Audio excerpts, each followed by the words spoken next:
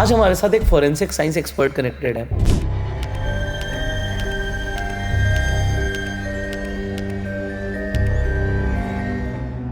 Mental health पर बात नहीं होती है। एक इंसान ने पूरे परिवार की मेंटल हेल्थ खराब कर दी। अब प्रियांशी आज आपको बहुत सारी केसेस के ऊपर डिटेल जानकारी देने वाली है। बेटी की शादी होने वाली थी, तैयारियां चल रही थी, सब कुछ हो रहा था कि ललित जो है इसके अंदर आत्मा आती है, उनके घर के सबसे बड़े जो थे। I don't watch much news because news is all about negative things. जिसमें परिवार के 11 लोग एक साथ उन्होंने सुसाइड कर लिया। आपकी स्टोरी से ऐसा लग रहा है कि मतलब दुनिया कितनी बुरी है। दोस्तों आज हमारे साथ एक फोरेंसिक साइंस एक्सपर्ट कनेक्टेड है जिनका नाम है प्रियांशी जैन। अब प्रियांशी आज आपको बहुत सारी केसेस के ऊपर डिटेल जानकारी देने वाली हैं कि किस तरीके से फोरेंसिक साइंस काम करती है एंड कई सारे लोगों को इस फील्ड में इंटरेस्ट भी है।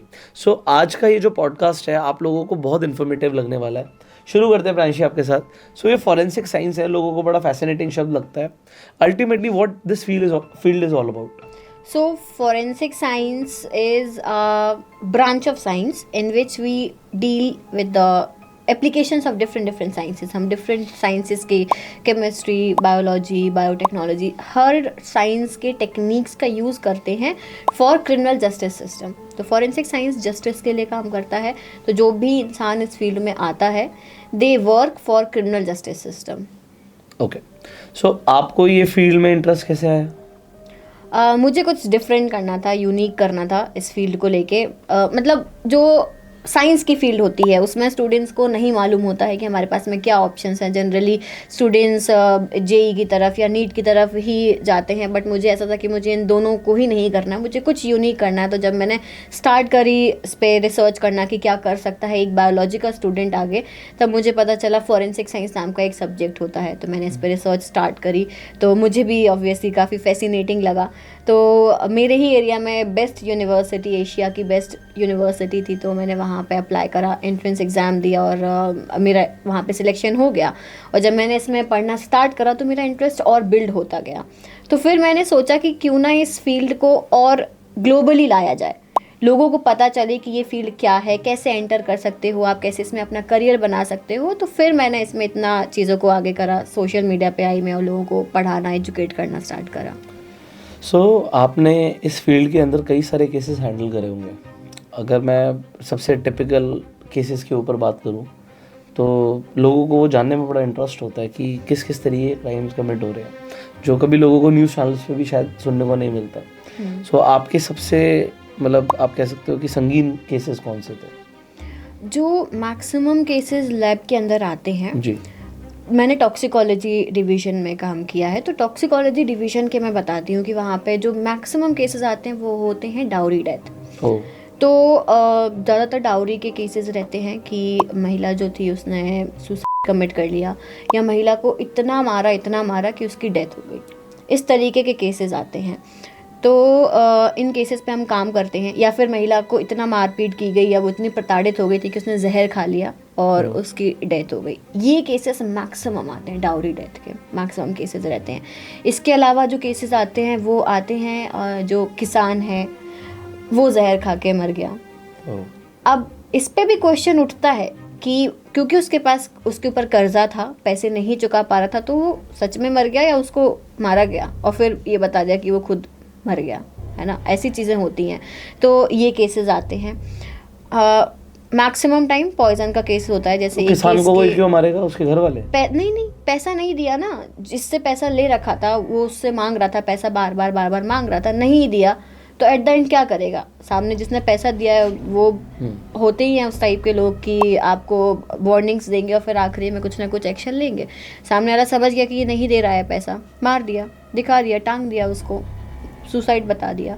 और मैक्सिममली फार्मर खुद ही जहर खा के मर जाता है। एक केस है अलीराजपुर, मध्य प्रदेश के अलीराजपुर ही नाम है उस जगह का, कि एक किसान ही था, उसकी बीवी, उसके 2 बच्चे, उसने पहले बाकियों को टांगा उस पे फांसी के फंदे पे और फिर खुद टंग गया। घर के 5 लोग, घर के अंदर घर के 5 लोगों ने मास सुसाइड किया।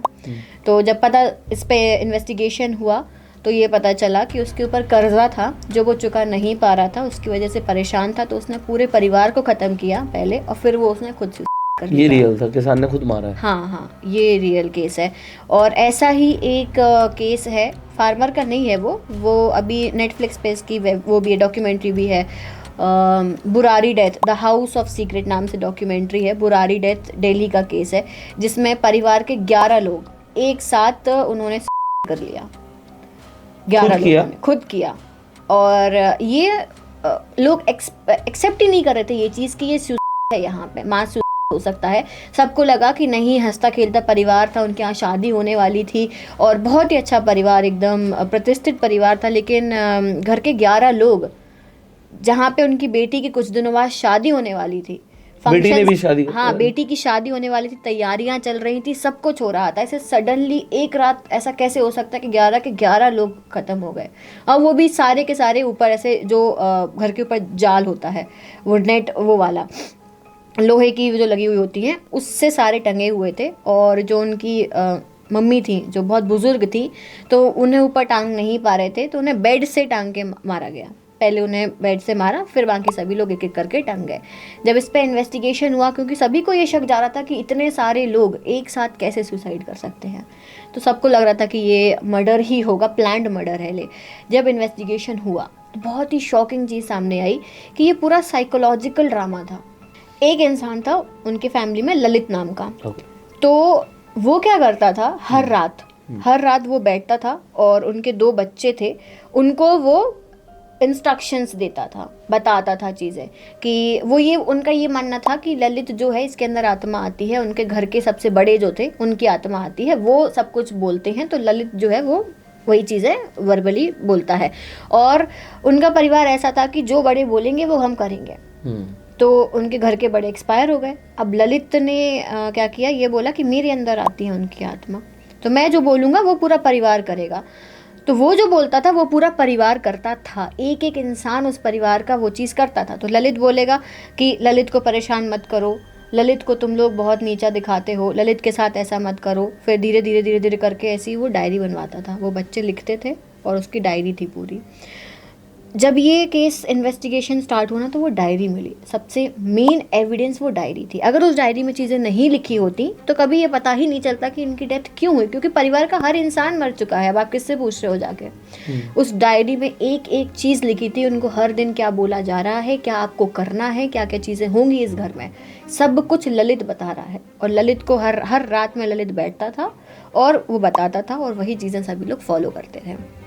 ललित ने बोला कि आज जो है, आज तुम लोगों को सभी को अपनी जो है जान देनी है, आज इस परिवार को ख़त्म करना है, तो तुम सभी लोगों को जो है फांसी का फंदा लगाकर ऐसे ऐसे ऐसे ऐसे प्रोसीजर कर पूजा पाठ हवन सब करने के बाद आपको जो है मरना है। और सारे के सारे लोग ये बात मान गए।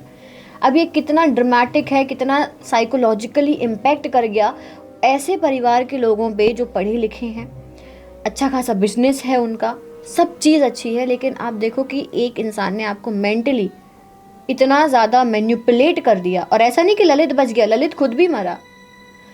तो क्या समझ में आता है इससे कि जो ललित था वो साइकोलॉजिकल डिसऑर्डर से पीड़ित था, उसे कुछ ना कुछ मेंटल डिसऑर्डर था, साइकोलॉजिकल डिसऑर्डर था, जिसे ट्रीट कराना चाहिए था।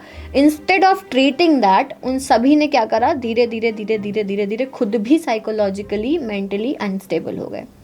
एक इंसान ने पूरे परिवार की मेंटल हेल्थ ख़राब कर दी। ये सीख लेने वाली चीज़ है कि हमें इससे क्या सीख मिलती है कि अगर कोई पर्सन ऐसा बोल रहा है कि मेरे अंदर आत्मा आती है, मेरे अंदर जो है मैं भगवान हूँ, या मैं जो बोलूँगा वो करना पड़ेगा, डोंट टेक इट लाइटली। वो साइकोलॉजिकल डिसऑर्डर है, आप उसे ट्रीट करवाओ, डॉक्टर के पास ले जाओ। Talk about mental health, it is a very big issue of our country. Mental health पर बात नहीं होती है। Mental health is very important. आज का हर व्यक्ति स्ट्रेस्ड है, हर व्यक्ति के जीवन में कुछ ना कुछ परेशानियां हैं, चाहे उसके पास पैसा है तो कोई बीमारियों से पीड़ित है, कोई बीमारियों से पीड़ित है तो पैसा नहीं है, कुछ ना कुछ परेशानी हर किसी के यहाँ है, लेकिन still everyone is dealing with that and they are living their life. तो आप सामने से देख के नहीं बता सकते हो कि किसके परिवार में क्या परेशानी है। तो अगर किसी को ऐसा कोई मेंटल डिसऑर्डर आपको देखने को मिलता है, साइकोलॉजी ये जो है इसे हम स्किज़ोफ्रेनिया बोलते हैं कि आप अपने आप को कुछ इमेजिन कर रहे हो, आपको लोग दिख रहे हैं, आपको आवाज़ें आ रही हैं, कुछ भी हो रहा है, तो इसका ट्रीटमेंट है प्रॉपर। जैसे हमारे बाकी के बॉडी ऑर्गन्स में प्रॉब्लम होती है, ऐसे हमारे ब्रेन में प्रॉब्लम है, तो आप उसको ट्रीट कराओ। एक टैबू क्यों बना रखा है? तो बुरारी डेथ में भी यही हुआ कि 11 लोगों को, सभी को इतना मेंटली ग्रैब कर लिया था उस ललित ने अपने अंदर कि सब उसकी बात मान रहे थे और सारे फंक्शंस चल रहे हैं, सब कुछ है, तैयारियां हो रही हैं शादी की, और इंस्टेंटली एक रात पूरा परिवार जो है सूली से लटका हुआ दिख रहा है। ये सिर्फ आप कह रहे हो it's because of the psychological order, कोई स्ट्रेस और कुछ नहीं था परिवार को? नहीं, कुछ भी नहीं।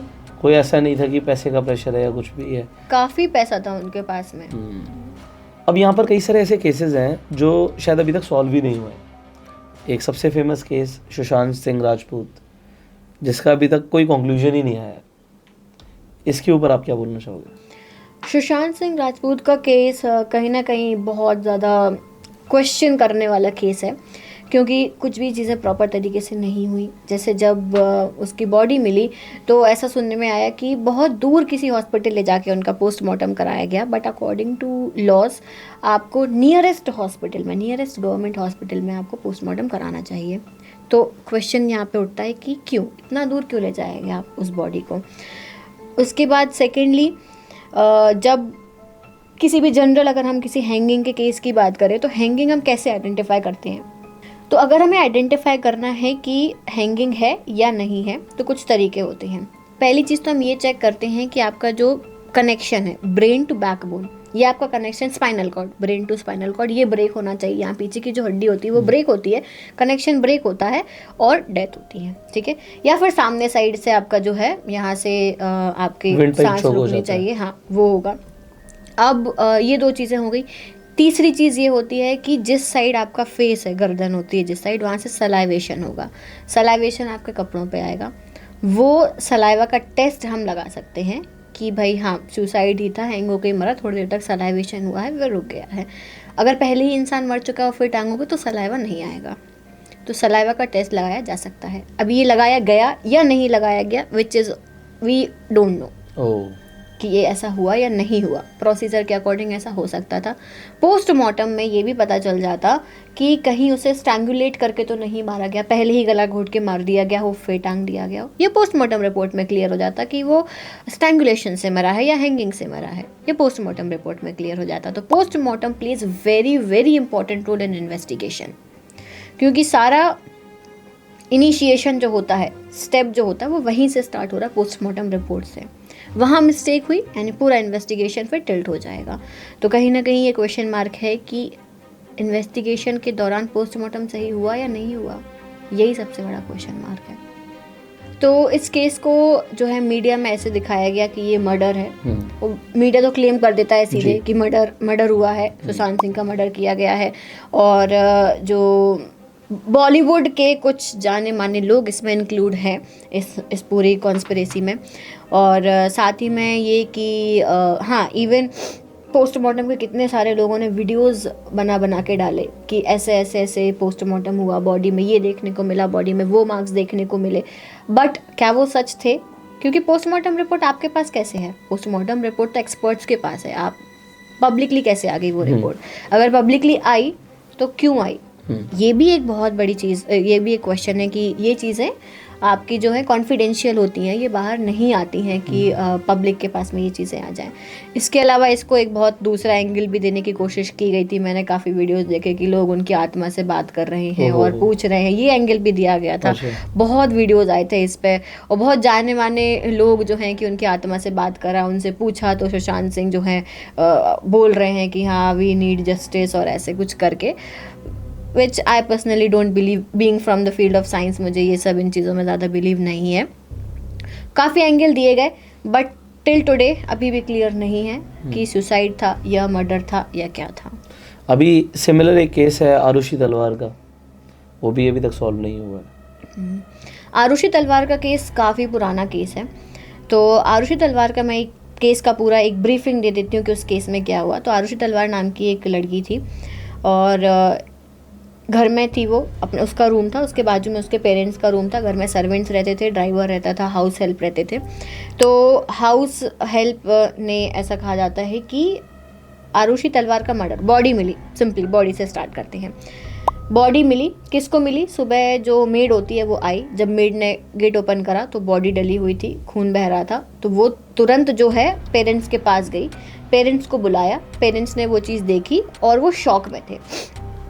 मदर इतना ज़्यादा शॉक में थी कि वो रिएक्ट ही नहीं कर पाई, नहीं तो मदर्स जो है वो रोएंगी, चिल्लाएंगी, चीखेंगी, पर उन्होंने कुछ रिएक्शन नहीं दिया, विच इज़ जेन्युइन। होता है ऐसा कि एकदम से आप देख के विश्वास नहीं कर पाते हो कि ऐसा हो गया, तो वो चीज़ हुई।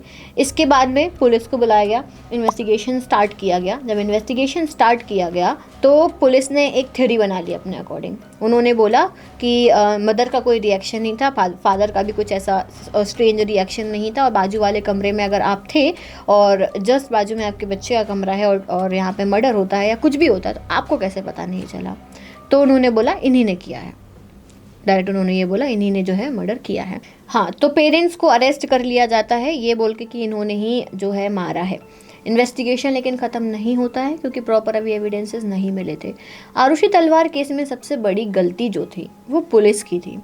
पुलिस ने इन्वेस्टिगेशन नहीं करा, कंटैमिनेशन सबसे बड़ी प्रॉब्लम। फॉरेंसिक साइंस में अगर आप किसी भी केस को सॉल्व करना चाहते हो तो फॉरेंसिक का रूल होता है लीस्ट कंटैमिनेशन।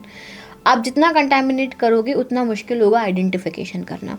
तो क्राइम हुआ तो आपको तुरंत उस क्राइम सीन को सील कर लेना चाहिए और मिनिमम वहाँ पे लोग होने चाहिए। बट इस केस में क्या हुआ, जनरल पब्लिक घुस गई, मीडिया घुस गया, पुलिस के इतने सारे लोग घुस गए और उन्होंने अपने तरीके से उसको मोल्ड कर दिया बेस्ड ऑन सर्कमस्टेंशियल एविडेंसेस। उनके पेरेंट्स को बोला कि इन्होंने ही जो है मारा है। अब ये केस फिर सीबीआई को दिया गया, तो सीबीआई ने इस पर जांच पड़ताल स्टार्ट करी। तो इन्वेस्टिगेशन के दौरान नार्को टेस्ट हुआ। नार्को टेस्ट किसका? और जो 2 सर्वेंट थे उनके, एक तो हेमराज था, तो हेमराज तो की बॉडी ही मिल गई थी, और भी सर्वेंट थे, तो उनका नार्को टेस्ट कराया गया। जब नार्को टेस्ट हो रहा था तो उस टाइम पे काफ़ी चीज़ें क्लियर हो रही थी कि वो दोनों जो सर्वेंट हैं वो इंक्लूडेड हैं इस क्राइम में, इन्होंने ही उसको मारा है। बट फिर बीच में क्या हुआ, सीबीआई की टीम बदल दी गई। सीबीआई की टीम बदल दी गई तो इन्वेस्टिगेशन जो करेक्ट डायरेक्शन में जा रहा था वो वापस यू टर्न लेके आ गया कि हाँ पेरेंट्स नहीं मारा है। इस पे एक वो भी बनी है, आपकी डॉक्यूमेंट्री बनी है, डॉक्यूमेंट्री या वेब सीरीज़ कुछ बनी है, तलवार नाम से बनी है, जिसमें चीज़ें बताई गई हैं कि कैसे एक इन्वेस्टिगेशन को मोल्ड किया जा सकता है अगर आप एविडेंसेस के साथ छेड़छाड़ करते हो। तो फ़िलहाल में उनके पेरेंट्स बाहर आ चुके हैं, उनकी सज़ा ख़त्म हो गई, वो बाहर आ चुके हैं और उनका यही, अभी भी उनका यही कहना है कि हमने ऐसा नहीं किया था, हम क्यों ही अपने बच्ची को मारेंगे। बट स्टिल नॉट क्लियर किसने मारा, अभी तक कुछ भी क्लियर नहीं है। इन्वेस्टिगेशन में इन्होंने जो एविडेंसेस कलेक्शन करे थे तो इन्हें कुछ बर्ड्स, सिगरेट बर्ड्स मिले थे, एक अल्कोहल की बॉटल मिली थी और ब्लड स्टेन्स मिले थे, एक इन्हें वो भी मिला था, वेपन भी मिला था उसी रूम से जिससे उसको मारा गया है। साथ ही में छत पे, टेरेस पे इन्होंने क्या किया कि आप अगर इन्वेस्टिगेशन चल रहा है तो आप उसी दिन सारे एविडेंसेस कलेक्ट करोगे। इन्होंने टेरेस ही नहीं देखी, पुलिस वालों ने टेरेस जाके देखी ही नहीं, बारिश हो गई, ब्लड स्टेन्स बह के चले गए, सारे एविडेंसेस वहाँ पे कंटेमिनेट हो गए। कई दिनों के बाद में टेरेस खोली गई, तब हेमराज की बॉडी मिली वहाँ पर, और फिर वहाँ पे देखा गया कि अब जो स्टेन्स होने चाहिए थे, ड्रैग करते हैं जब हम बॉडी को तो स्टेन्स रहते हैं, तो वो सारे बह चुके थे बारिश की वजह से, which is again a biggest mistake of investigation. जो भी इन्वेस्टिगेटिंग टीम थी उनकी बिगेस्ट मिस्टेक थी कि आपने एविडेंसेस को प्रॉपर कलेक्शन, प्रिजर्वेशन नहीं करा, बहुत लाइटली लिया गया और यही कारण था कि वो केस सॉल्व नहीं हो पाया। अब इसी तरीके से हमारे दिल्ली के पास ही नोएडा में निठारी मर्डर केस जो है वो बहुत पॉपुलर केस हुआ था। कई सारे लोग उस केस के बारे में नहीं जानते, तो उन्हें समझ आएगा कि लोग किस हद तक जा सकते हैं। नोएडा सीरियल मर्डर 2006 का ये केस है। तो यहाँ पे क्या हुआ था कि एक बंगलो था, बिजनेसमैन था, उसका बंगलो था, बड़ा सा कोठी कहते हैं उसे, तो नोएडा में है ये। यहाँ पे बच्चे गायब होना स्टार्ट हुए, निठारी गांव है जहाँ पे बच्चे गायब होना स्टार्ट हुए। छोटे छोटे बच्चे गायब हो रहे हैं, लोग जो हैं कंप्लेंट लिखवाने जा रहे हैं लेकिन पुलिस वाले कंप्लेंट नहीं लिख रहे क्योंकि वो गरीब लोग हैं, कहते हैं हो गया बच्चा गायब है, क्या ही बड़ी बात हो गई। फिर एक दिन एक पायल नाम की लड़की वो वहाँ से जा रही थी, ठीक है, रिक्शा से, और वहाँ पे वो रुकी, वही उसी कोठी के सामने उतरी वो, और उसके पास चेंज नहीं थे रिक्शा वाले को देने के लिए, तो वो उस कोठी के अंदर जाती है और चेंज मांगने के लिए। फिर वो वापस बाहर ही नहीं आती है। रिक्शा वाला कई घंटे, 1 घंटे 2 घंटे उसको वेट करते हुए हो गए। फिर वो उस कोठी के अंदर जाता है, बोलते कि यहाँ पे एक लड़की आई थी, तो सर्वेंट कहता है नहीं यहाँ कोई नहीं आया। अब जब सामने वाला मना कर देगा तो क्या ही कर सकते हैं, वो चला जाता है वहाँ से। अब पायल के फादर ने स्टेप लिया, कंप्लेंट लिखवाने गए। उन्होंने जो है पुलिस वालों को बोला, अगेन नहीं लिखी गई कंप्लेंट। उन्होंने थोड़ा प्रेशराइज़ करा तो कंप्लेंट लिख ली, FIR उनकी दर्ज हो जाती है। इसके बाद में इन्वेस्टिगेशन तब भी स्टार्ट नहीं होता है। इन्वेस्टिगेशन स्टार्ट नहीं हुआ तो पायल के फादर ने ही चीज़ें थोड़ा सा पता करना स्टार्ट करी, तो ये पता चला कि सिर्फ पायल ही नहीं, पायल जैसे कई बच्चे इस कोठी तक दिखते हैं, इसके आगे नहीं देखे गए हैं। यानी कुछ ना कुछ इधर ही गड़बड़ हो रही है, इस पर्टिकुलर एरिया में कुछ ना कुछ गड़बड़ हो रही है। पुलिस को ये बात बताई जाती है, फिर पुलिस उस पर स्टेप लेती है, इन्वेस्टिगेशन स्टार्ट होता है। तो पायल का फ़ोन वो किया जाता है, ट्रैक करा जाता है, तो पता चलता है कि इस जगह तक तो वो ट्रैक हो रही थी, इसके बाद उसका ट्रैकिंग भी बंद हो गया, यहाँ के आगे नहीं पता चल रहा कि वो कहाँ गई।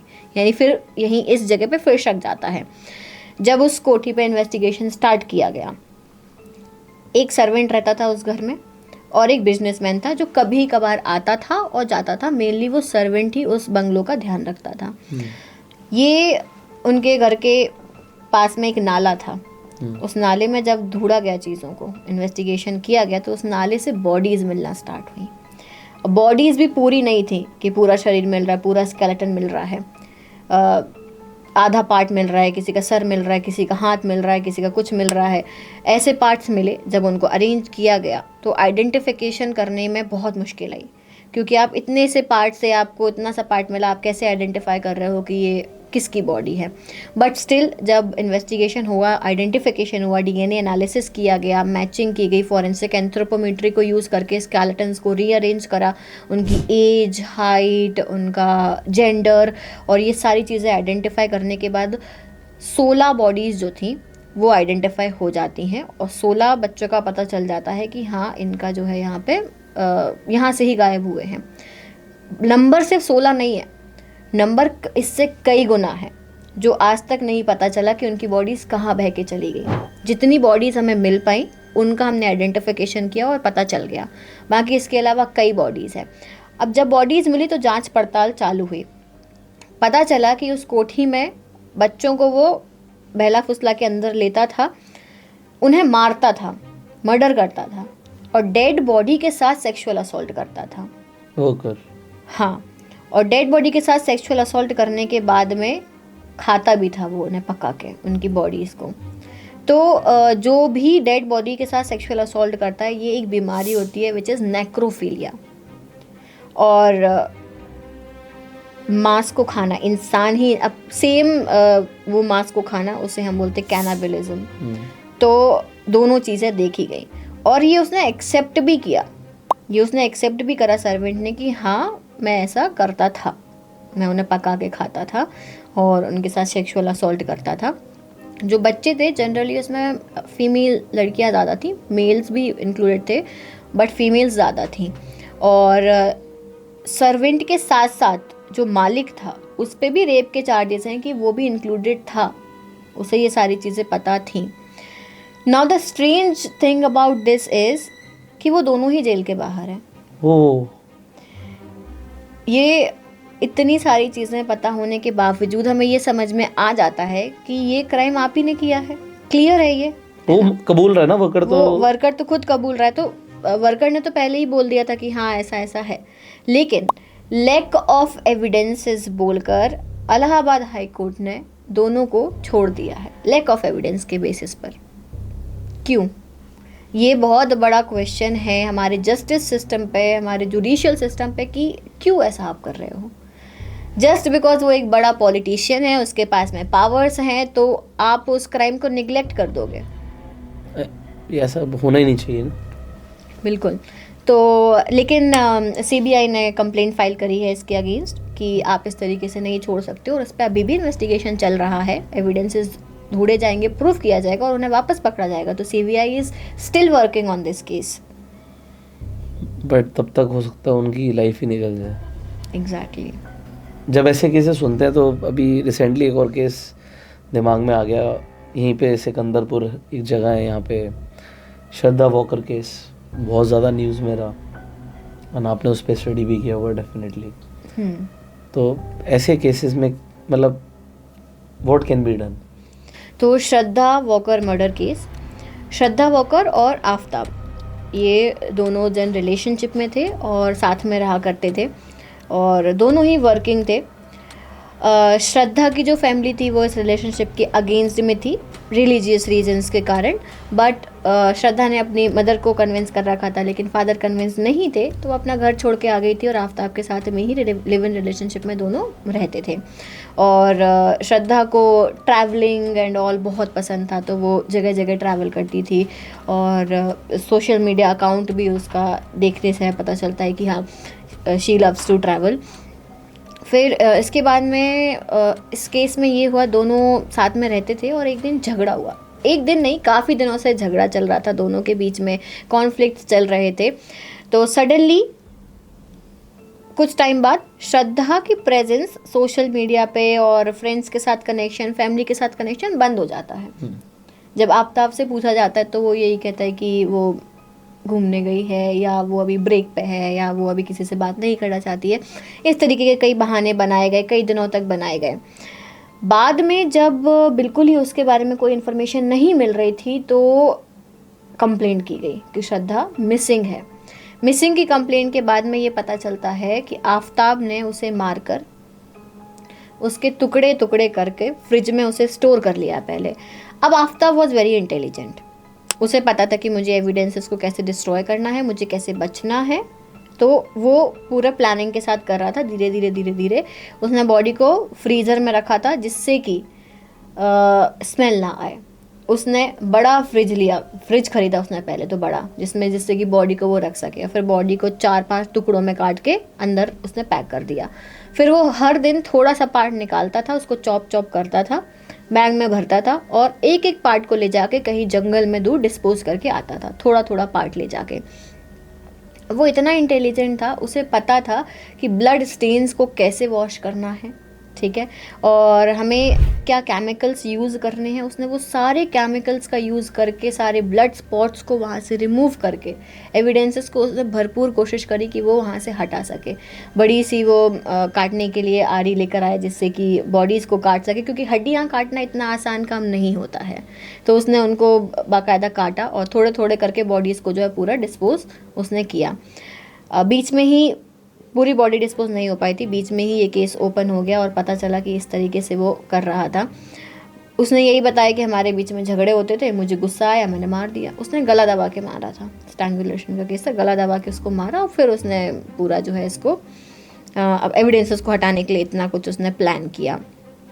अब आफ्ताब का जब इंटेरोगेशन हो रहा था उस टाइम पर उसने ये चीज़ एक्सेप्ट कर ली थी कि हाँ मैंने ही मारा है। क्यों मारा है? झगड़ा हुआ, मुझे गुस्सा आया, मैंने मार दिया।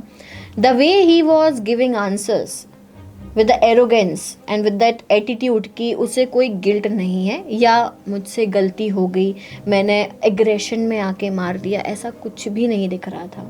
ही वॉज वेरी नॉर्मल कि मुझे गुस्सा आया, मैंने मार दिया। फिर इसकी स्टार्टिंग भी ऐसी हुई थी कि इन लोगों के झगड़े काफ़ी टाइम से हो रहे थे और जब इसने मारा तो ये क्या करता था, इसके श्रद्धा के फ़ोन से लोगों के रिप्लाईज भी दे रहा था कि लोगों को शक ना जाए कि श्रद्धा को कुछ हो गया, तो रिप्लाईज भी दे रहा था, मेल्स के भी रिप्लाई दे रहा था, सब कुछ कर रहा था। बट कब तक करेगा इंसान, कितने दिन करेगा, एक दिन वो छोड़ ही देगा। तो थोड़ा सा जब शक गया ना तभी उस पर इन्वेस्टिगेशन स्टार्ट किया। तो फ़ोन उसका ऑन है, बात नहीं हो रही है उसकी, श्रद्धा से बात नहीं कराता था वो, तो घर वालों को ही शक गया था कि बात क्यों नहीं हो रही है। घर वालों को जब शक गया तब कंप्लेंट रजिस्टर की, चेक किया गया तो फ्लैट में ये सारी चीज़ें पता चली। उसने अपना वेपन भी डिस्पोज किया था जिससे उसने काटा था, वो वेपन भी मिल गया था। बॉडीज़ कहाँ कहाँ उसने फेंकी वो उसने खुद ही बता दिया था, तो वहाँ पे से बॉडीज़ के पार्ट जो थे वो निकाले गए, इन्वेस्टिगेशन हुआ और सारी चीज़ें सामने आ गई थी। ऐसा ही एक और केस हमें देखने को मिला था, बैंगलोर का केस था ये, कि हस्बैंड वाइफ का डाइवोर्स हो चुका था, दोनों सेपरेट रहते थे। काफ़ी फेमस केस है। और ये तो वाइफ अपने बच्चे के साथ में गोवा गई थी हॉलीडे मनाने के लिए, तो 10 दिन की उसने बुकिंग करी हुई थी और 10 दिन में वो 2-3 दिन ही वहाँ रही और फिर वो वहाँ से वापस आ गई। वो अपने बच्चे के साथ थी, लौट के वो अकेले आई। अब हुआ क्या कि उसकी और हस्बैंड की बिल्कुल नहीं बनती थी, दोनों का डाइवोर्स हो चुका था। कोर्ट ने ये ऑर्डर दिया था कि आपको वीकेंड्स पे बच्चे को जो है अपने फादर से मिलने दिया जाएगा और बात कराई जाएगी, लेकिन ये नहीं कराती थी। एज़ यूजुअल जो डाइवोर्स के केसेस होते हैं कि मदर नहीं मिलने देती है फादर को बच्चों से, तो वही इनके में भी ऐसा ही केस चल रहा था। इवन इन दोनों की लव मैरिज थी, ये भी है। और हाँ, तो इन दोनों की इनकी बच्चे की और मदर की 10 दिन की गोवा में बुकिंग थी होटल में। ये जाते हैं, 1-2 दिन स्टे करते हैं। दूसरे दिन क्या होता है, वो होटल वाले को बोलती है कि आप मुझे बैंगलोर तक की एक कैब बुक करवा दो। तो होटल वाला बोलता है कि आपको कैब बहुत लंबा पड़ जाएगा और कॉस्टली भी पड़ जाएगा, आप फ़्लाइट ले लो। तो बोलती नहीं, मुझे कैब से ही जाना है, आप मुझे एक कैब करा दो। तो ठीक है भाई, हमारे गेस्ट ने बोला है तो कैब करा दी उसको। तो कैब आती है, उसका बैग जो है होटल वाले रखवा देते हैं। Something was unusual about this, कि आई तो वो बच्चे के साथ थी, लौटी वो बच्चे के साथ नहीं, और बाहर भी नहीं निकले वो लोग कि बच्चा कहाँ गया। उसका बैग जो था वो रख दिया, निकल आए वो लोग। ठीक है, अब आधा रास्ता हो गया, होटल वाले फिर क्लीनिंग के लिए जाते हैं, रूम क्लीनिंग के लिए। तो वो जब रूम क्लीनिंग के लिए गए तो उन्हें ब्लड स्पॉट्स दिखे, तो उन्होंने तुरंत जो है पुलिस को इन्फॉर्म कर दिया। पुलिस आती है, पुलिस कैब को वाले को कॉल करती है और उसको पूछती तुम कहाँ पर पहुँचे हो। अब वो अपनी लैंग्वेज में बात करता है, ठीक है, और पुलिस यही बोलती है कि डोंट पैनिक, तुम कुछ भी मत बोलना सामने से, मैं जो बोल रहा हूँ बस वही फॉलो करना है। जहाँ पर भी हो वहाँ के नियरेस्ट पुलिस स्टेशन पहुँच जाओ अपनी गाड़ी घुमा के। उसने वही किया, उनकी बात सुनी और वो वहाँ के नियरेस्ट पुलिस स्टेशन पहुँच जाता है। वहाँ पे बोला जाता है कि आप डिग्गी खोलो, अपनी बैग चेक करवाओ। शी वॉज वेरी नॉर्मल, हाँ ठीक है। बैग खोला जाता है, डिग्गी खोली जाती है, बैग खोला जाता है। ऊपर कुछ खिलौने रखे थे, कपड़े रखे थे, उनके नीचे बच्चे की बॉडी थी। तो उसको पकड़ लिया जाता है। अब ये केस एक्चुअली हुआ गोवा में था, लेकिन वो बैंगलोर की थी, तो ये बैंगलोर पुलिस को ही हैंडल किया जाता है, वहाँ दे दिया जाता है। जब इन्वेस्टिगेशन, पहले तो वो शुरू में बोली थी मैंने नहीं मारा, मैंने अपने बच्चे को नहीं मारा, ऐसे करके वो डिनाइल में ही रहती थी, कभी एक्सेप्ट नहीं करती थी इस पर। फिर उसको फॉरेंसिक साइकोलॉजिस्ट को बुलाया गया। उन्होंने यही बोला कि आप प्रेशर मत डालो अभी, ठीक है, अगर आप प्रेशर डालोगे तो कभी भी हम स्टेटमेंट नहीं निकलवा पाएंगे। अब वो ये बोलने लगी कि होटल वालों को कि जो मेरा बच्चा है वो मैंने रिलेटिव्स के यहाँ छोड़ दिया है, तो वो यहाँ नहीं है। अकेली निकली थी क्योंकि वो बाहर। उन्होंने पूछा कि आपके साथ में आपका बच्चा था, वो कहाँ गया? तो उसने कहा वो रिलेटिव्स के यहाँ है, मैं ही बस वापस जा रही हूँ। तो बच्चा तो बैग में था, तो बैग जो था वो हैवी था, विच वॉज अनयूजुअल। तो कम से कम 10-12 किलो की अगर बॉडी उसमें रखी जा रही है तो वो बहुत हैवी हो जाएगा। तो हैवी बैग था जो थोड़ा सा उन्हें शक गया, बट उन्होंने सोचा ठीक है सामान होगा, नहीं उन्होंने इतना ध्यान दिया। जब पूछा गया कि बच्चा कहाँ है तो उन्होंने बोला कि रिलेटिव के यहाँ पे है, उसको छोड़ दिया। तो ठीक है, कोई दिक्कत नहीं है। तो ये सारी चीज़ें हुई। पुलिस स्टेशन पहुँचे, बैग ओपन हुआ, बॉडी निकली उसमें से और उसको गिरफ्तार कर लिया गया। उससे पूछा गया तो उसने यही बोला कि नहीं मैंने नहीं मारा है, मुझे नहीं पता, मैंने नहीं मारा इस बच्चे को। बाद में जब उसका टेस्ट हुआ, इंटेरोगेशन हुआ, फॉरेंसिक साइकोलॉजिस्ट को बुलाया गया, तब उसने ये चीज़ एक्सेप्ट करी। और फिर पता चलता है उसने क्यों मारा, कि वो जो बच्चा था वो अपने पापा से मिलने की ज़िद कर रहा था और उसे अपने एक्स हस्बैंड से इतनी ज़्यादा नफ़रत थी कि वो उसका नाम भी सुनती थी तो उसका खून खौलता था, जस्ट बिकॉज उसका हस्बैंड खुश ना रहे, क्योंकि उसके हस्बैंड की खुशी, एक्स हस्बैंड की सॉरी, उसकी खुशी उस बच्चे में थी और वो बच्चा बार बार अपने पापा से मिलने की ज़िद कर रहा था। तो एग्रेशन में आके गला दबा के बच्चे को मार दिया। और वो ये चाहती थी कि मैं अपने बच्चे की बॉडी हमेशा अपने पास रखूँ। मदरहुड तो कहीं ना कहीं आ ही जाएगा, वो तो एग्रेशन में किया, जो उसने मारा वो एग्रेशन में किया, बट उसका ये था मैं इसको अपने पास हमेशा रखती। उससे पूछा गया कि तुम ये बॉडी लेके क्यों जा रही थी, तो उसने बोला मैं अपने बच्चे को हमेशा अपने पास रखती, यानी वो डेड बॉडी को हमेशा अपने पास रखने वाली थी।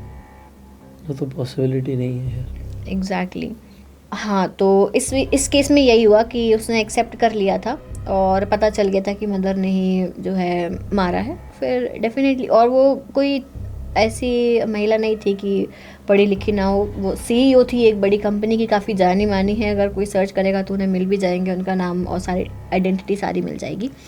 तो ये सारी चीज़ें क्यों होती, जस्ट आउट ऑफ एग्रेशन इंसान इस तरीके के एक्शंस करता है। जैसे आफ्ताब के केस में भी आउट ऑफ एग्रेशन उसने अपनी गर्लफ्रेंड को मार दिया, इस केस में भी क्या हुआ, आउट ऑफ एग्रेशन उसने अपने बच्चे को मार दिया। तो एग्रेशन कंट्रोल करना आज के टाइम पे इतना इम्पॉर्टेंट है कि इंसान इतने बुरे स्टेप्स भी ले सकता है। Aggression leads to criminal act. आपकी स्टोरी से ऐसा लग रहा है कि मतलब दुनिया कितनी बुरी है, बिकॉज ऑनेस्टली मैं बहुत ज़्यादा ना न्यूज़ को फॉलो नहीं करता। I don't watch much news because news is all about negative things.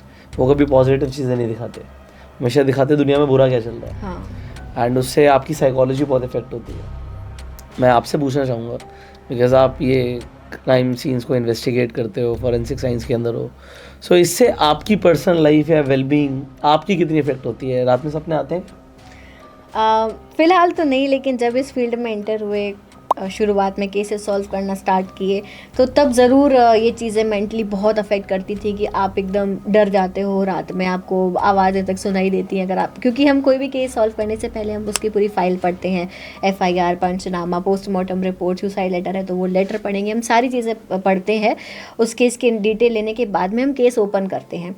तो जब मैंने भी पहले बार अपना केस ओपन किया था, देखा कि क्या कैसा हुआ है, तो मुझे भी ऐसे सपने आए।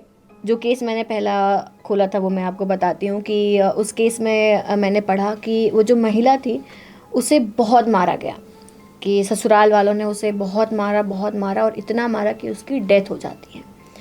तो हमने वो केस ओपन करा, परिवार वालों ने एफआईआर दर्ज करवाई कि ससुराल वालों ने उनकी लड़की को जो है प्रताड़ित करके, दहेज के लिए प्रताड़ित करके मार दिया। केस ओपन हुआ, विसरा ओपन हुआ। पहली बार विसरा जब ओपन होता है, विसरा मैं बता देती हूँ, viscera is basically the internal organs of human body. तो जब भी पोस्टमार्टम होता है और पॉइजन का शक जाता है कि जहर का पता करना है कि खाया है या नहीं खाया, अगर खाया है तो कौन सा जहर खा के इसने जो है इसकी मौत हुई है, तो विसरा आता है हमारे पास में।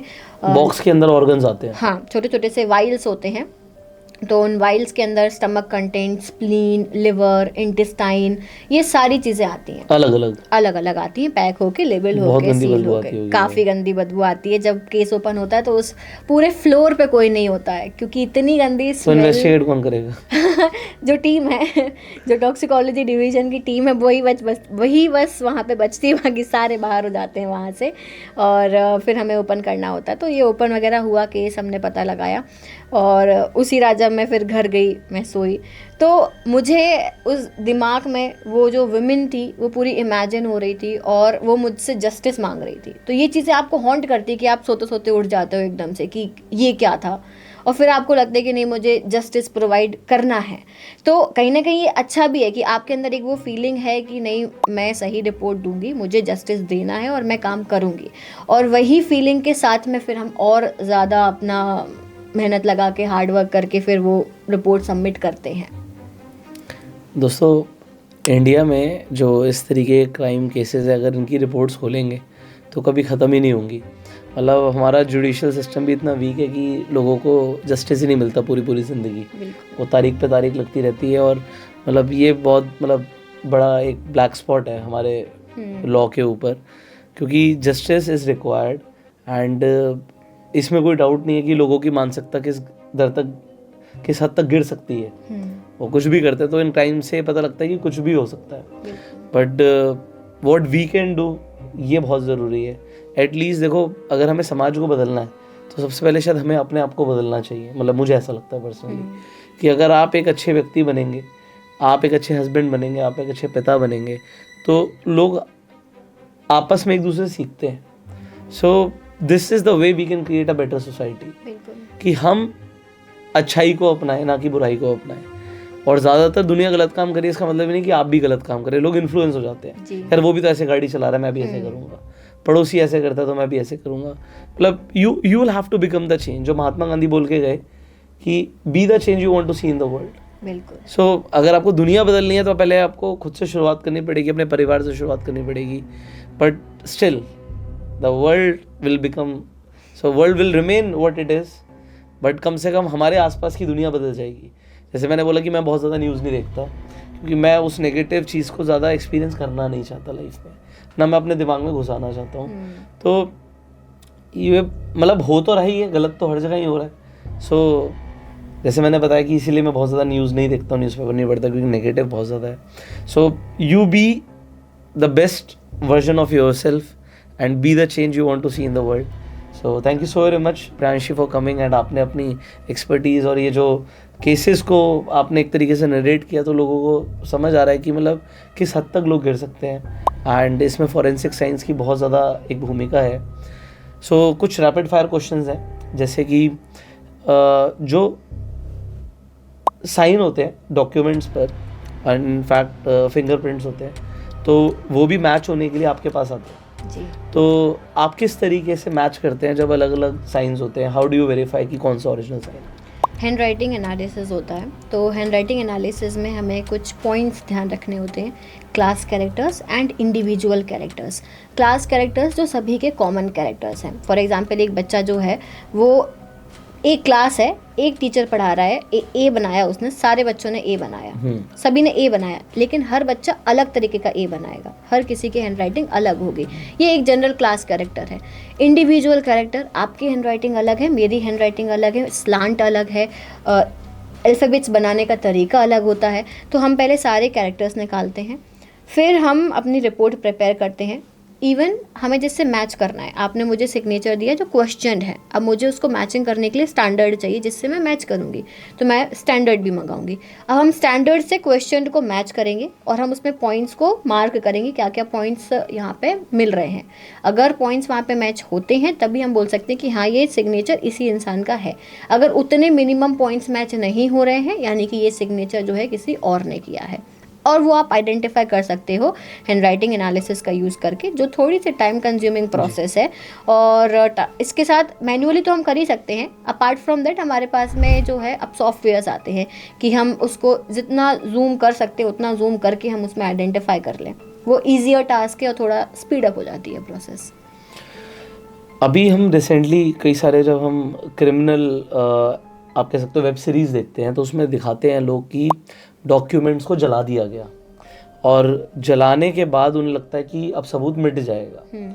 तो क्या सबूत सच में मिट जाते हैं? जलाने के बाद भी आप आइडेंटिफाई कर सकते हो अगर कोई डॉक्यूमेंट पे कुछ लिखा है तो? बिल्कुल आइडेंटिफिकेशन हो सकता है। जैसे कागज़ है जो जला दिया गया है, अब वो उसी कंडीशन में है तो हम बिना टच करे पहले तो फोटोग्राफी करते हैं। किसी भी चीज़ को, एविडेंस को टच करने से पहले फोटोग्राफी करना इंपॉर्टेंट है। फिर हम एक स्प्रे करते हैं उस पर जिससे कि वो सॉलिड हो जाता है। फिर स्लाइटली हम उसको बहुत आराम से केयरफुली उसे उठाते हैं, पैक करते हैं और लैब में ले जाते हैं।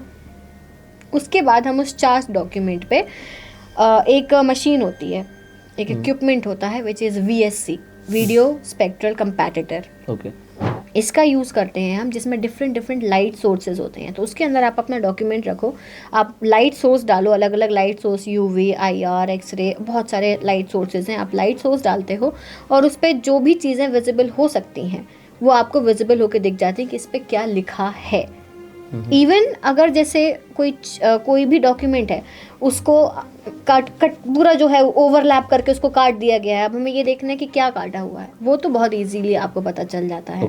VSC का आप यूज़ करके आप आइडेंटिफाई कर सकते हो ऑब्लिटरेटेड जो राइटिंग है, इरेज्ड राइटिंग है, डिलीटेड राइटिंग है, एडिशन, डिलीशन, किसी भी तरीके का अगर एक डॉक्यूमेंट में मैनिपुलेशन हुआ है that can be identified using different document analysis techniques. जैसे ये मर्डर होते हैं उसमें ब्लड गिरता है। अभी मैं एक असम का केस देख रहा था, तो कभी कभी क्या होता है इस तरीके की चीज़ सामने आ जाती हैं। तो मर्डर होने के बाद उन्होंने क्या किया, ब्लड क्योंकि ज़मीन पे गिर गया तो कपड़े से ब्लड को पोंछ दिया, उसके बाद वाइप आउट कर दिया पानी वानी डाल के और कपड़े को छत पे जाके जला दिया। तो क्या सफाई करने के बाद भी वो आप एज अ फॉरेंसिक साइंटिस्ट आप आइडेंटिफाई कर सकते हो कि ब्लड स्टेन्स थे यहाँ पे? बिल्कुल। हाउ? हमारे पास में इंफ्रारेड लाइट सोर्स होता है। जैसे आपने यहाँ पे स्टेन्स पड़े हुए थे, धो दिए पानी से, हमें सामने नेकेड आई से नहीं समझ आ रहा है, बट जब हम वो लाइट डालेंगे उस पर तो हमें समझ आ जाएगा कि यहाँ पे से चीज़ों को क्लीन किया गया है। अब वो ब्लड कैसे है वो कैसे पता चले, वो हमें स्टेन्स के पैटर्न देख के समझ में आ जाएगा कि ये पानी तो ऐसे नहीं हो सकता है। और पानी के हमें लाइट में देखेंगे भी नहीं, नॉर्मल वाटर के हमें जो स्टेन्स वहाँ पे थे वो हमें समझ आ जाते हैं। अब अगर वो कपड़ा जला भी दिया तो हमें फाइबर मिलेगा, जला हुआ कपड़ा भी मिलेगा हमें फाइबर मिलेगा, तो हम उस फाइबर से कोशिश करेंगे कि हम उसमें से ब्लड एक्सट्रैक्ट कर सकें। ब्लड एक्सट्रैक्ट करने के बाद में हम उस पर टेस्ट लगाएंगे ये कंफर्म करने कि ब्लड ही था या फिर कोई कलर था सिर्फ। तो अगर हमें ये आइडेंटिफिकेशन करना हो कि ये ब्लड है या कोई सिर्फ रेड कलर का लिक्विड है, उसके लिए टेस्ट होते हैं। प्रीलिमिनरी टेस्ट होता है जिसमें हम फिनोफ्थलीन टेस्ट या वेंजिडीन टेस्ट लगाते हैं, जिससे हमें ये कंफर्म हो जाता है कि हाँ ये है तो ब्लड ही, ठीक है। अब कंफर्म भी करना है तो कंफर्मेशन के लिए हम कंफर्मेटरी टेस्ट लगाते हैं। टाकायामा टाइकमान टेस्ट होता है जो माइक्रोस्कोपिक टेस्ट होते हैं, जिसमें हम स्लाइड प्रिपेयर करते हैं, माइक्रोस्कोप के नीचे हम उसे देखते हैं। अब अगर कोई पूछ ले कि आप ये आइडेंटिफाई कर दो कि ये ह्यूमन ब्लड है या एनिमल ब्लड है, ये भी तो हमें पता लगाना ज़रूरी है। तो इसके लिए भी हमारी टेक्निक्स होते हैं, प्रेसिपिटेशन टेस्ट होते हैं कई सारे, हम वो टेस्ट लगा के ये कंफर्म करते हैं कि ये ह्यूमन ब्लड था या एनिमल ब्लड था। अब इसके बाद एक और क्वेश्चन होता है कि किसका ब्लड है, ये फाइनल आइडेंटिफिकेशन है। इसके लिए हम करते हैं डीएनए एनालिसिस, डीएनए फिंगरप्रिंट। वो उतने से ब्लड स्टेन से भी डीएनए पता लग जाएगा? बिल्कुल। अगर हमें, क्योंकि हमें क्राइम सीन से छोटे छोटे बायोलॉजिकल एविडेंसेस मिलते हैं, बहुत बड़ा कुछ भी नहीं मिलेगा, हमें उसी उतने से एविडेंस में से ही डीएनए आइडेंटिफिकेशन करना है। तो हम क्या करते हैं, हम ओरिजिनल पे काम नहीं करते हैं। कोई भी हमारे पास बायोलॉजिकल सैंपल आता है तो हम उसे एम्पलीफाई करते हैं, हम उसकी कॉपीज बनाते हैं, and that is done by PCR techniques, polymerase chain reaction. इसमें हम छोटे से सैंपल की कॉपीज बनाते हैं, it is like a photocopy machine. तो हम इसमें कॉपीज बना लेंगे और फिर हम उस कॉपी पर आइडेंटिफिकेशन करते हैं। क्योंकि ऐसा नहीं होता कि हमें सैंपल मिला, हमने एक बार टेस्ट लगाया, एक बार हमने उसे रन करवाया इलेक्ट्रोफोरेसिस पे और हमें सेपरेशन होके आइडेंटिफिकेशन हो गया, that is not possible. Repetitively करना पड़ता है, कई बार आपको करना पड़ता है, तब जाके आप आइडेंटिफाई कर पाते हो। तो इसलिए हमारा ओरिजिनल ख़राब ना हो, क्योंकि ओरिजिनल ख़राब हुआ फिर आपके पास दूसरा ऑप्शन नहीं है कि आप फिर से सैंपल ले पाओ, तो कॉपीज़ पे काम करो। सो जब डीएनए की बात आती है कि डीएनए टेस्ट होगा, तो ये तो कॉमन चीज़ें पता है लोगों को कि ब्लड से हो जाएगा या बाल से हो जाता है, और कौन किन किन चीज़ों से डीएनए टेस्ट हो सकता है कि उसी व्यक्ति का ट्रेस मिल रहा है हमें? ब्लड तो सभी को पता है, ब्लड, सीमेन, सलाइवा, जो वजाइनल डिस्चार्ज है या किसी भी तरीके के वहाँ से लिक्विड मिला है वो। इसके अलावा हेयर में भी रूट मिलता है जब, तो हम उससे आइडेंटिफाई कर सकते हैं। बाकी पार्ट से भी हो सकता है, माइटोकॉन्ड्रियल डीएनए निकाल सकते हैं, बट माइटोकॉन्ड्रियल डीएनए इतना इजी नहीं होता आइडेंटिफाई करना, बट न्यूक्लियर डीएनए से हम आसानी से आइडेंटिफिकेशन कर सकते हैं। इवन स्किन मिली है, हो सकता है कि जब मर्डर हो रहा हो तो जो विक्टिम है, विक्टिम के नेल्स, क्योंकि स्ट्रगल होगा, मारपीट होगी, अपने आप को बचाने की कोशिश करेगा, तो विक्टिम के नेल्स पे सस्पेक्ट के टिश्यू मिलते हैं, उन टिश्यू से हम आइडेंटिफिकेशन कर सकते हैं। अभी हाल ही में जो कोलकाता में रेप केस हुआ, उस पर भी कोई लेटेस्ट वर्डिक्ट नहीं आया है, और मतलब इसके अंदर भी कहीं ना कहीं दिखता है कि वी आर लैगिंग, मतलब हम इन्वेस्टिगेशन में और जस्टिस में भी कितना लैग कर रहे हैं। पूरे देश के लिए थोड़ी सी शर्म वाली बात है। सो आप इस पूरे केस को, क्योंकि कई सारे लोग पूरा केस अभी भी नहीं जानते होंगे, तो आप इसे एलैबोरेट कीजिए एक बार। कोलकाता के आरजीकर मेडिकल कॉलेज का ये केस है, जहाँ पे एक जूनियर डॉक्टर, उनकी रात में ड्यूटी थी, 32 घंटे की ड्यूटी लगाई गई थी उनकी। तो रात में उन्होंने सोचा कि थोड़ा रेस्ट कर लेते हैं। उस टाइम पे कुछ मैच वगैरह चल रहे थे, तो उन्होंने सभी ने अपने डॉक्टर्स, बाकी के जूनियर डॉक्टर्स के साथ में बैठ के डिनर किया, मैच देखा, और उसके बाद उन्होंने सोचा कि अब थोड़ा सा टाइम मिला है तो रेस्ट कर लेते हैं। तो सेमिनार हॉल में जाके वो रेस्ट करने के लिए सो जाती हैं बेसिकली वहाँ पे जाके। अब थोड़ी देर बाद क्या होता है कि ऐसा बोला जा रहा है कि संजय रॉय नाम का जो व्यक्ति था वो वहाँ पे आता है और ब्रूटल रेप और मर्डर करता है। और she was alone there, right? हाँ, शी वॉज ऑल अलोन। और उसके बाद में वो वहाँ से चला जाता है। अब मर्डर इतना जो रेप और मर्डर हुआ वो इतना ज़्यादा ब्रूटल था कि जिस भी इंसान ने सुना है या उन्होंने जो भी न्यूज़ देखी है, सभी को गूज़बम्स आए, क्योंकि इतना बुरे तरीके से एक इंसान तो नहीं कर सकता। तो उसने क्या किया था, जब बॉडी मिली तो 90 डिग्री पर लेग्स वर वाइड ओपन, और उसकी जो आँखें थी, चश्मा लगाती थी तो वो पूरी चश्मा टूट के उसकी आँखों के अंदर जा चुका था। काफ़ी बुरी हालत में जो बॉडी मिली थी।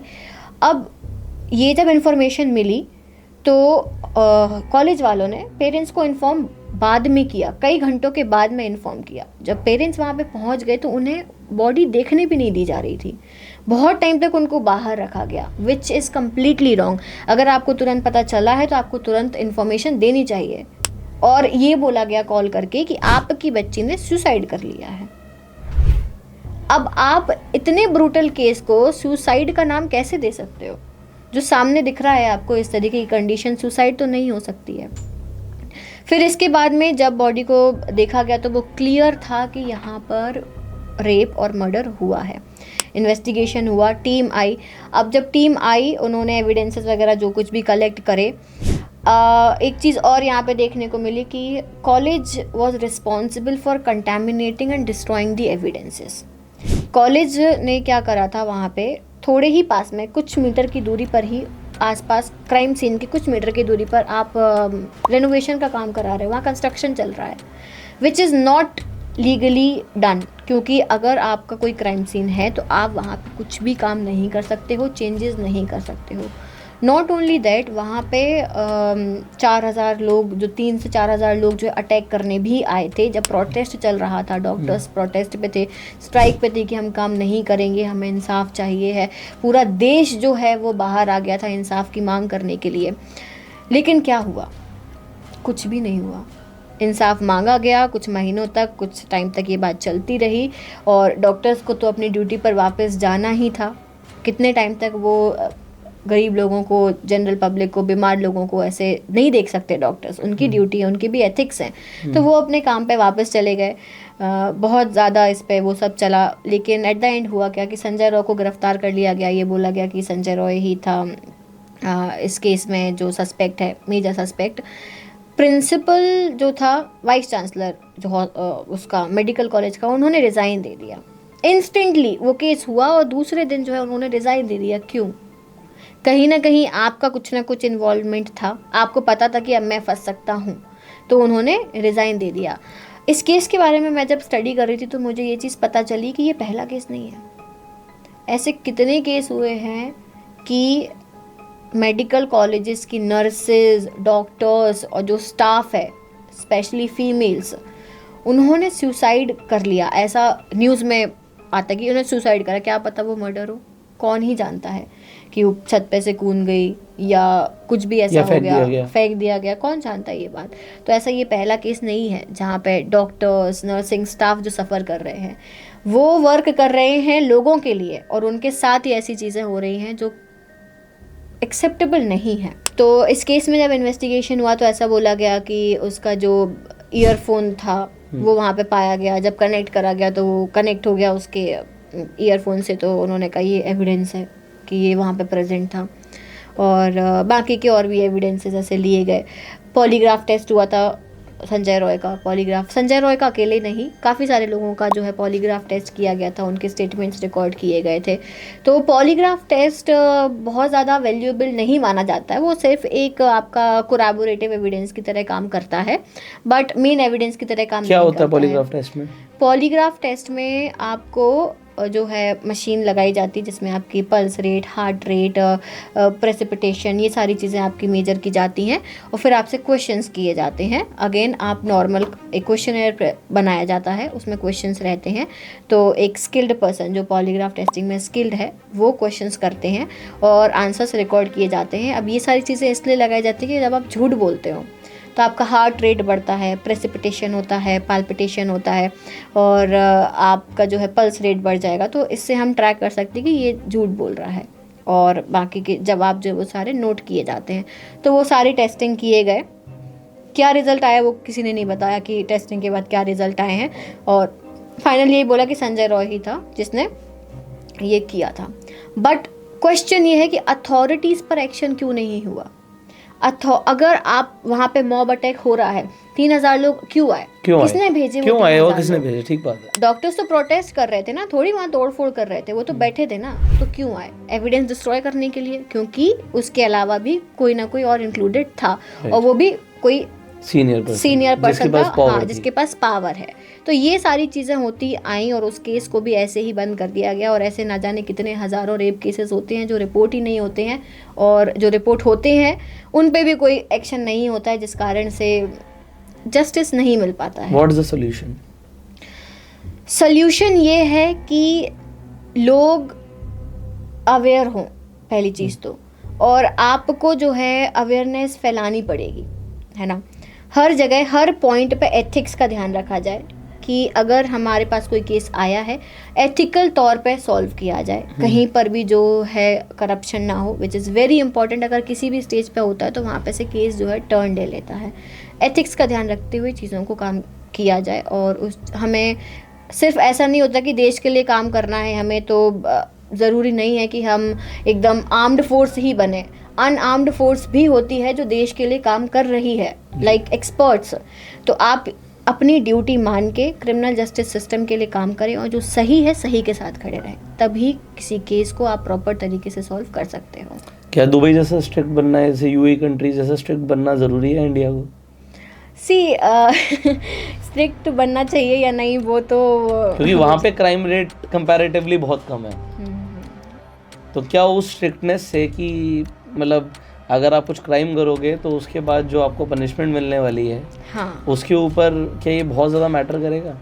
बिल्कुल पनिशमेंट मैटर करती है, और हमारी पनिशमेंट्स को चेंज भी किया गया है। अभी जो नए कानून आए हैं, जो न्यू क्रिमिनल लॉज आए हैं, उसमें पनिशमेंट को मॉडिफाई किया गया है।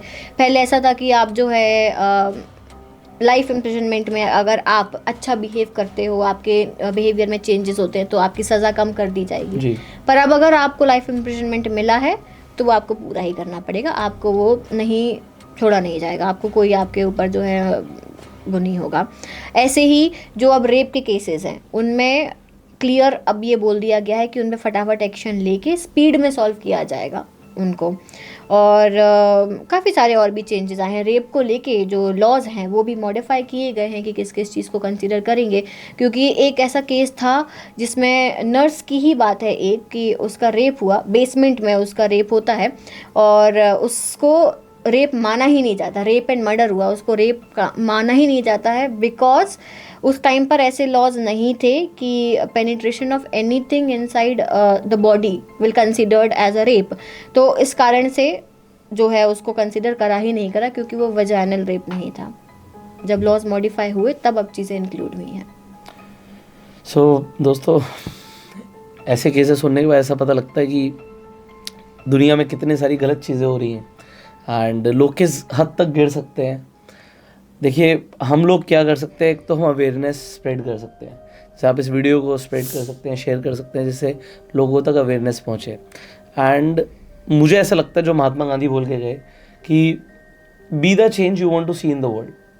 सो उनकी ये वाली आइडियोलॉजी से मैं बहुत ज़्यादा मतलब रिलेट करता हूँ, मुझे अच्छी लगती है कि दुनिया में जो चेंज देखना है, बदलाव देखना है, वो आप खुद में लाएं, क्योंकि आपके परिवार में भी महिलाएं हैं, आपके परिवार में भी लोग हैं, वो भी बाहर जाते हैं। अगर आपकी सोच अच्छी होगी तो शायद आपको देखकर और लोग भी इंस्पायर हो। आप जैसे हस्बैंड बनेंगे, लोग आपको देखेंगे, आप जैसे पिता बनेंगे, लोग आपको देखेंगे। सो शुरुआत आप अपने आप से करें एंड डेफिनेटली अवेयरनेस को स्प्रेड करें, इस वीडियो को स्प्रेड करें। Thank you so very much for watching and thank you so very much, आपने टाइम दिया और केसेस को इतने एलैबोरेट मैनर में लोगों के सामने प्रेजेंट किया। सो दोस्तों, मिलते हैं आपसे अगली वीडियो में, तब तक के लिए you go self made and जय हिंद।